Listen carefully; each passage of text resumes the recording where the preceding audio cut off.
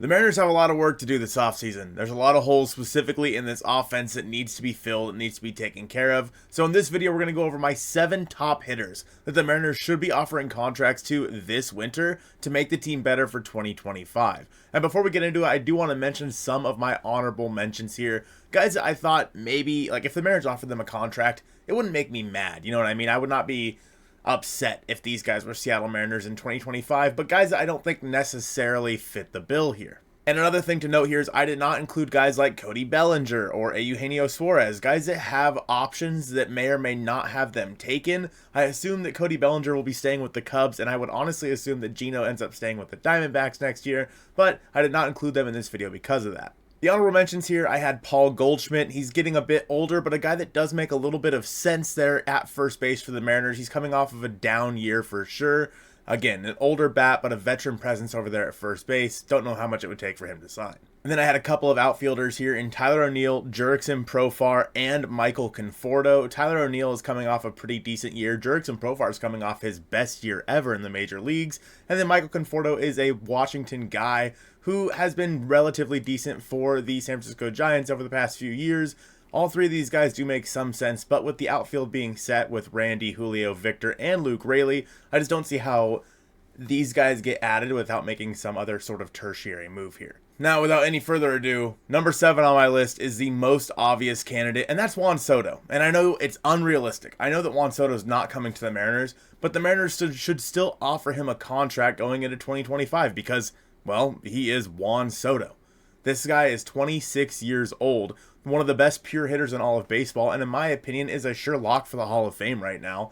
You have to at least offer him a contract. He's not going to come here. You're not going to be able to afford it, but offer him a contract. Again, Soto's put up nearly an 8 WAR in 2024. He hit 288 with a 178 OPS plus, almost a 1,000 OPS here. He is the guy, the one guy that you can add this offseason, where if he's the only one you add, I say it was a good offseason. He walks more than he strikes out. He has always had an on-base percentage above 400. He has a 160 career OPS plus. He averages 35 home runs for every 162 games he plays. Juan Soto is my dream candidate. This is a guy that I wanted more than Shohei Ohtani last offseason. Juan Soto is a guy that if the Mariners could somehow, some way, find a way to add Soto to this lineup, he'd be a DH for you, and you can rotate him through the outfield if you want to. I think that's the best way to do it with Juan Soto because he's really not that good defensively. But if you can add Juan Soto to this lineup in 2025, I think that automatically makes the Mariners one of the top bets to make the playoffs next year. Again, that's something that I highly doubt would ever happen, but if you want to send a message to this fan base that you are trying, that you are all in, you go out and try to sign Juan Soto. Even if, again, you don't sign him, but the word is out there that you tried, that you put an offer on the table for Soto, Mariners fans would feel so much better and have so much more faith in this organization moving forward to maybe sign guy number 2 on my list, or I guess number 6, and that is first baseman Pete Alonso. Obviously, the Mariners have a need at first base, and while Pete is not necessarily my favorite guy to add here, he is definitely a proven guy, a guy who will be in the playoffs in 2024, a guy who has won the Home Run Derby championship, a guy who honestly is the one guy in the middle of your lineup that you can count on day in and day out to probably hit you 40 home runs. For his standards, Pete Alonso had a down year. He only hit 34 home runs this year. That's down for Pete. But if any hitter in this market can get a ball out of T-Mobile Park, it's Pete Alonso. He hits the ball so hard and so far, the marine layer, the batter's eye, whatever, it's not going to affect him. He hit 240, 329, 459 with a 788 OPS and a 123 OPS plus. He's a career 134 OPS plus guy, and like I said, he's a lock for 35 to 40 home runs every single year. Another thing with Alonso is he has always been healthy throughout his career. His least games played, obviously there was only 60 games in 2020, so we can't count that. His least games played in a season is 152, 10 less than an entire major league season. Over his career, over his 6 years in the big leagues, Pete Alonso has been one of the most consistent power hitters in all of MLB. And as you look at through his stats, he is someone that very, very clearly is going to get paid $25 million plus every single year. Again, this is a guy that I don't think the Mariners are going to go put the money out there for somebody like this. But if you want to bring good faith in and show the fans of this team that you are trying, you try to go and get Pete Alonso. Next up is actually going to be a twofer because I think either these guys are kind of the same. And I think that if you get either of them, it is the right thing to do. And that is Justin Turner and Carlos Santana. The Mariners need to go out there and get a veteran presence, a guy who obviously knows how to play the game of baseball. Justin Turner was a great addition for the Mariners at the trade deadline. He was one of the best pure hitters in all of baseball, a guy who just knows how to hit the ball, and he fits along with what the Mariners are trying to do offensively in 2025, and that is make more contact, whatever means necessary. Justin Turner is that guy. We've already seen Carlos Santana, who had a pretty decent year this year as well, a guy that has had a big impact in the last playoff team for the Seattle Mariners. I think adding either of these guys would be a good boost for the Mariners, not as like the one piece, right? Joe and I have talked about this. They need to be a tertiary piece, like a second or third piece that you add in a much larger offseason. But adding these guys as like the bow on top, I think is perfect for the Mariners. We know that Justin Turner wants to play again next year, and he even talked about the possibility of coming back to Seattle in 2025. Carlos Santana, we know how good he was here as well, and how good of friends him and Julio Rodriguez are. Either of these guys make a lot of sense to me, but let's take a look at their stats. So starting here with Justin Turner, when he came over to the Mariners, he hit 264, 363, 403 with a 128 OPS plus. He ended up hitting 5 home runs in this time here. And overall in 2024, it wasn't like a typical, one of the best hitters in baseball Justin Turner year. He'd only hit 11 home runs compared to the 23 he had hit with Boston. In Boston, he had a much better year, all things considered, in my opinion. But it is the veteran leadership that Justin Turner brings to this team that I think would be so important for the Mariners in 2025. Carlos Santana had a pretty good year for the Minnesota Twins. In 150 games, he hit 238, 328, 420 with a 109 OPS plus. He hit 23 home runs this season, only struck out 99 times to 65 walks.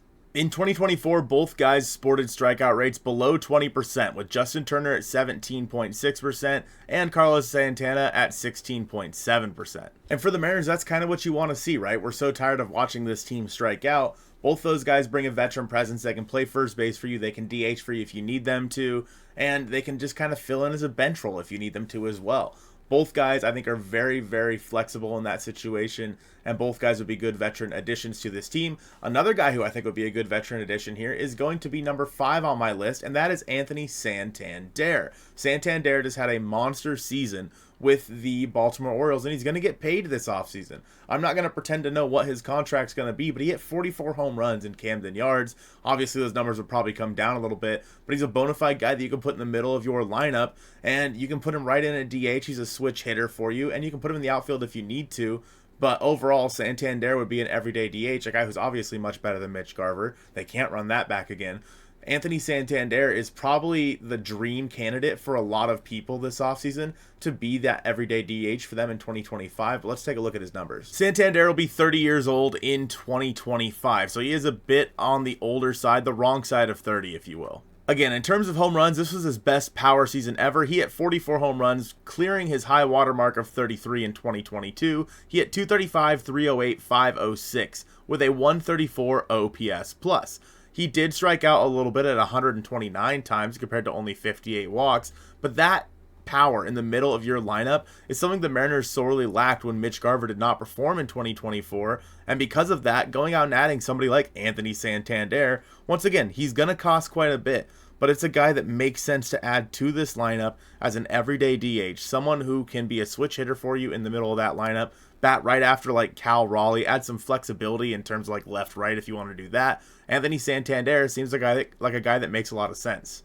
Santander has also played a little bit of first base before, so you could put him in there. But guy number 3 on my list is one of the best first basemen defensively anyway in all of baseball, and that is Christian Walker of the Arizona Diamondbacks. Walker put together a pretty good year in 2024, and while he is a bit older, I believe he's 34 or something like that now, he has shown up and shown out for the Arizona Diamondbacks for the better part of the last couple of years now. He's a guy that makes a lot of sense for the Mariners, both defensively and offensively, that you can slide right in the middle of that lineup. Let's take a look at Christian Walker's numbers. Walker was only able to play in 130 games in 2024. He did deal with some injuries, but he hit 251, 335, 468 with a 121 OPS plus. He ended up slugging 26 home runs with 84 RBI in that time frame. He struck out 133 times. That number is a little bit alarming for a guy who only had 130 games. But again, Christian Walker defensively is a Gold Glove / Platinum Glove candidate every single year. So I think that he's a guy defensively you would definitely want to add to this team. And he was a bit of a late bloomer. He didn't really start hitting until 2019, where he hit 29 home runs with the Arizona Diamondbacks. And that was after he had come over from Baltimore, where he had never hit before. Walker did not start to really hit until he was 28 years old. So he doesn't have a whole lot of time under his belt. But ever since he came over to the Diamondbacks in 2019, he has been a perennial all-star type player, putting up an OPS plus above 110 every year except for 2021, where he had an 88. But overall, he's a guy that makes a lot of sense to add to the middle of the Mariners lineup. Again, 26 home runs in 2024, 33 home runs in 23, 36 home runs in 2022, etc. Christian Walker is a guy that we talked about coming to the Mariners a lot over the past couple of seasons. And another guy that we've talked about quite a bit is number 2 on my list, and that is second baseman Gleyber Torres. The Mariners need to figure something out at second base because they're not going to keep Jorge Polanco. If you can go get Gleyber Torres, that's a very clear upgrade because he has been just one of the best second basemen in baseball offensively for quite some time now. I think that adding Gleyber Torres is something the Mariners should be able to do. He's only going to be 28 years old, so he's not on the older side of things. He should be coming into his prime right now. And I think that if you can go out there and add Gleyber Day to your lineup, he's maybe not going to be like your 4 or 5 hitter, but like 6 or 7, I think would be a good spot to put Gleyber Torres. It lengthens your lineup. Let's take a look at Gleyber's numbers now.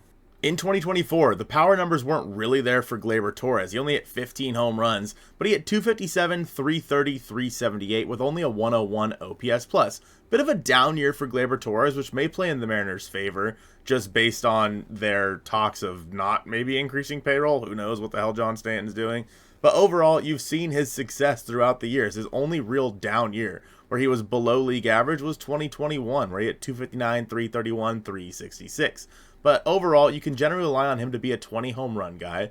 Or, 2019 was the juice ball era, so that's not going to happen. But 20 to 25 home runs, obviously, for Gleyber Torres is very achievable, albeit he does play, or did play, in Yankee Stadium, so who really knows. But this is a guy that I think is feasible. This is a guy that I think makes sense for the Mariners that they could actually go out there and get based on the money that they have to play with, and it wouldn't be too out of the realm of possibility like a Juan Soto or a Pete Alonso or Alex Bregman, etc. Notice how I didn't put Bregman in here, by the way. Yeah, we don't like Astros. I think the middle infield is something the Mariners really do need to focus on in 2025 because obviously Jorge Polanco was not what we had hoped he would be, and J.P. Crawford really struggled. I don't think that J.P. Crawford should be locked in to that spot of shortstop going into 2025.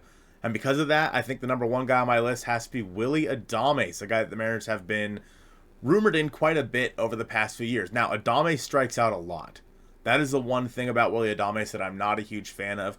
But he's a massive power hitter. He can play shortstop for you. You can move JP over to second base if you want to. And he's a guy who shows up and performs every single year. He's going to be 29 in 2025. So a bit on the older side, but he should probably be commanding like a $20 to $25 million a year contract, in my opinion, just because of how good he has been over the past few years. 23 was a bit of a down year for him, but 2024 and all the other years, basically, since he came over to the Milwaukee Brewers, he's been very, very good. Let's take a look at Willy Adames' numbers here. So in 2024, at the age of 28, he played in 161 games. He hit 251, 331, 462 with a 118 OPS plus. He slugged 32 home runs with 112 RBIs for a shortstop, which is crazy, with 21 stolen bags, easily his best year on the base paths in his entire career.